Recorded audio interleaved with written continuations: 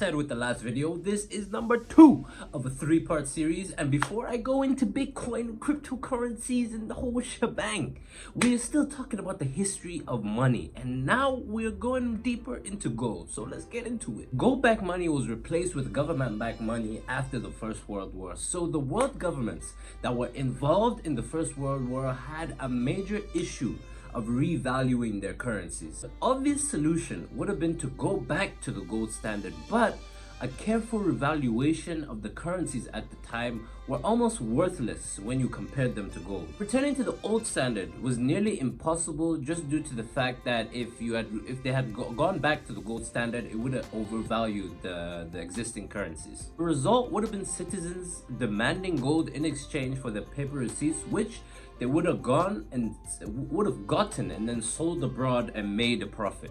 So governments decided to issue fiat money, which was essentially money backed by decree as opposed to gold. The adoption of fiat money led to an age of unsound money, which was shaped by even greater government intervention as the government scrambled so that they can stabilize their currencies. By about 1944, the end of the Second World War was in the horizon, and governments started to think about the economic life post-war. This was called the Bretton Woods system, which was named after a small town in New Hampshire where the agreement was signed. The basic idea was that all world currencies would be tied to the United States dollar at a fixed exchange rate, and the US dollar as a result would be tied to gold also at a fixed exchange rate, and the International Monetary Fund, also known as the IMF, would be in charge of policing these exchange rates. You know something crazy?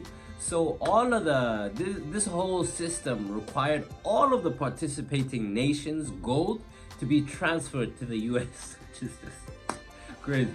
In theory, this Bretton Woods system was similar to the pre-1914 system, where all currencies were ostensibly exchanged for gold. But in practice, it didn't quite work like that. You know, the US being the US, they did not quite follow the rules and inflated their currency in relation to gold, and as a result, other nations inflated their currencies in relation to the United States dollar to fund for expansion purposes.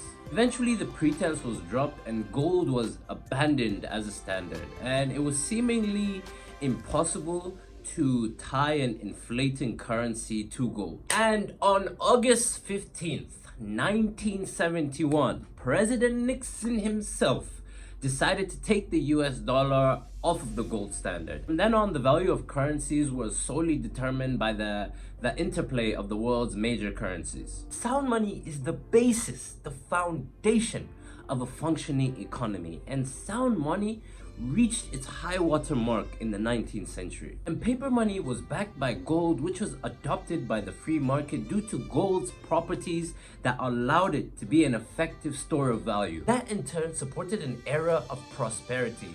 And the first thing to know about sound money is it encourages people to save and invest, which is a precursor to sustainable growth. And you might be thinking why this is. You see, us as humans, we have a natural positive time reference.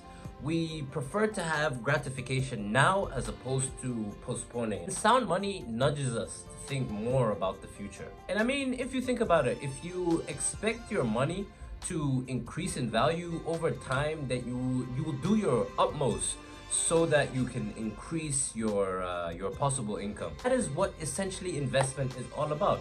You delay gratification now so that you can reap great rewards in the future. Investment then consequently leads to capital accumulation. People pump money into things like commodities and creating capital goods, and that in turn creates more goods and more revenue streams. The more capital accumulation there is, the greater likelihood that there will be stable long-term economic growth. The problem with unsound money is that it distorts capital accumulation. And the reason behind this is when governments interfere with the money supply, like let's say adjusting interest rates, that in turn affects prices. That is a major issue because price gives investors the information that they need without having to learn every single tiny detail of global events. Let's take me for example, right? Let's say I want to expand my offices, and let's say the price of iron ore is increasing in Australia, and I don't need to specifically know that that's because of a drought down there. The price tells me all that I need to know. But with government intervention, price no longer reflects the market movements, and investors now don't have the information that they need, and this in turn distorts capital accumulation. And on the other side of this, you have unsound money, and unsound money leads to recessions and debt.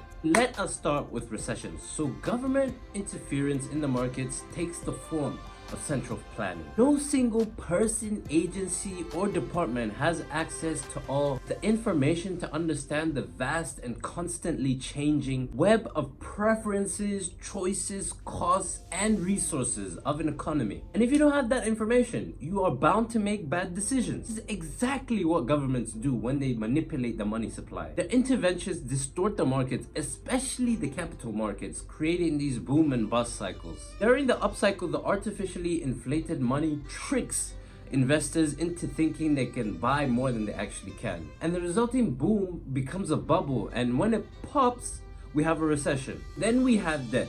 To see how unsound money leads economies to become undebted, we have to go back to the Great Depression in the 1930s. In that era, governments commonly adopted policies by British economists that was known as John Maynard Keynes. According to Keynes, in what is now known as Keynesian economics, he believed that recessions happened when spending in an economy was too low. He thought that the best way to respond to recessions was to increase spending. But how exactly do you do that?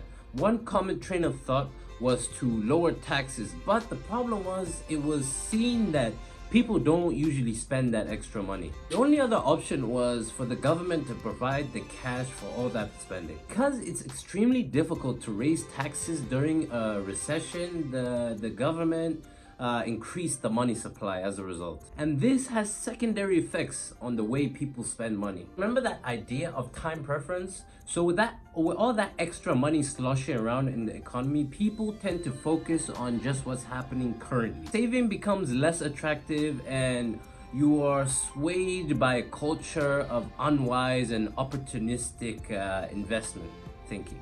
Soon people are choking in debt, and the overall effect is an endless crisis. Government intervention essentially causes recessions, and the Keynesian method of dealing with it doesn't help. And at the end of the day, we need to return to sound money, a new gold standard, as you will. And this is finally where that Bitcoin comes into play. Thank you for watching. Appreciate it. Do I have to remind you at this point? That like button. Comment down below if you got any value. Let me know your thoughts and opinions, please, por favor. And yeah, next week, the third in this trilogy, we are finally I'm sorry if you've been bored with this historical information, but it's all for good reason. Next week, we're finally going into Bitcoin. And until then.